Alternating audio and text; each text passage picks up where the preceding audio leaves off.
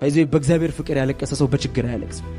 እግዚአብሔርን ወዶ አንተ ማለት የኔ ጌታ ብሎ ያለቀሰ ሰው በችግር አያለቅስም። በችግር ሳይሆን በእግዚአብሔር ፍቅር ያለቀሳችሁበት ላስት ታይም መች የኛን አጀንዳ ያዘጋናል። ፍቅር ባይዘው 50 ሺህ ነገር አያስፈልገን፣ 10 ቢዝነስ አያስፈልገንም ለመኖር፣ 17 ሱቅ አያስፈልገንም ለመኖር። የሚያስፈልገው ጥቂት ወይም አንድ ነገር ነው። የምንኖረው በእግዚአብሔር በረከት። እግዚአብሔር በረከት ባለጠጋ ታደርጋለች። ስለዚህ አቴንሽናችንን ብር መሰብሰብ ወይ ኑሮ ወይ ልጅ ማሳደግ ምናምን ሳይሆን የእግዚአብሔር ፍቅር ይወስድብናል። ማርያምን መልካም ዕድል መርጣለች፣ ከእርሷም አይወሰድባትም። ለምን? ጌታን መውደድ፣ ቃሉን መውደድ። ባይዘው የተቀመጠችው ወንበር ላይ ራሱ አይደለም እግሩ ስር ነው። በቃ ጌታዬ ሲያወራ አውራ ተናገር ካፍ ጠብ የሚለው ቃል ደስ ሲል የምትናገረው ቃል የፍቅር ቃል ነው። ስለዚህ ቃሉን ኢንጆይ እያደረገች ነው። እግዚአብሔር ከሱ በላይ ማንንም እንድንወድ አይፈልግም። ባል፣ ሚስት፣ ልጆች ኖ ዋን። በመጀመሪያ እግዚአብሔር ጴጥሮስ ሆይ እኔ ስለወደድኩ መርጬሃለሁ። እኔ ስለወደድኩ አሳ እያጠመድክ እያለ ሰው አጥማጅ ላደርግህ መጥቻለሁ። አሁን ግን